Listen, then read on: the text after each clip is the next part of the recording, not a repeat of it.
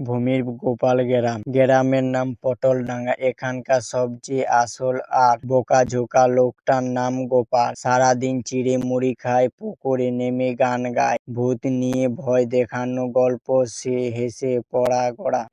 একদিন সকালে গোপাল চায়ের দোকানে বসে বলল, এই গ্রামে ভূতের বড্ড আসর। কেউ যদি একদিন আমাকে ভয় দেখাতে পারে আমি তাকে বিয়ে করব। চায়ের দোকানে হাসি রোল পড়ে গেল, কিন্তু কেউ জানতো না যে ওই কথাটা কে যে শুনেছিল।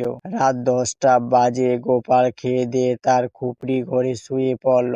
এমন সময় দরজা ঠক ঠক ঠক করে। গোপাল ঘুম জোড়ানো চোখে দরজা খুলতে দেখে এক সাদা শাড়ি পরা মেয়ে দাঁড়িয়ে, চুল হাঁটু পর্যন্ত, চোখ লাল, গলা সাদা, খাসা মেছো ভাষা। আমি তোমার প্রয়োজনই তো শুনছি, বিশেষ তো করে এসেছি। গোপাল সে তো শুধু মজা করছিল। কাঁপতে কাঁপতে বলল, দে দেখো তুমি তেমন কিছু মনে দেয়া। মেয়েটা হেসে বলল, বিয়ে করলে ভালোভাবে থাকবে, না হলে আজ রাতে নিয়ে যাব চাঁদ পুকুরে শ্মশানে। পরের দিন সকালে গ্রামের লোক দেখে গোপাল মাথায় সিঁদুর, শাঁখা, গলায় মালা, তে মুখ ভয় আর বিশ্বাস সঙ্গীতে হয়। সবাই জিজ্ঞাসা করলো, কি হয়েছে রে গোপাল? সে বলল, আমার বউ এসেছে একটু অন্য দুনিয়া থেকে, কিন্তু খুব রান্না ভালো করতে পারে। কোনোদিন যদি রান্না নিন্দা করি তাহলে আমি মাটির নিচে গ্রামে ওজন রটে গেল। গোপাল ভূত বউ করছিলে হাসি কান্না, বউ রান্না ও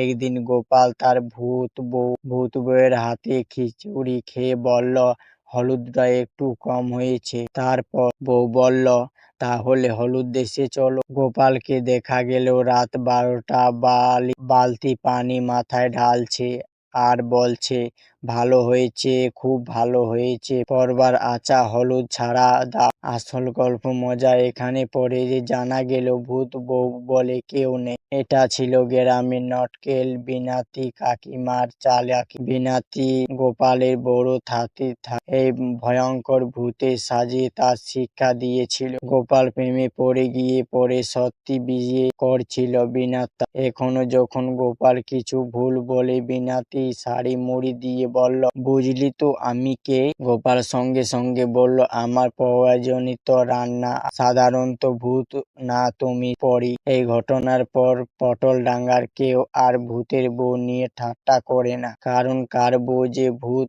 আর ভূত যে কার বউ বোঝা যায় না।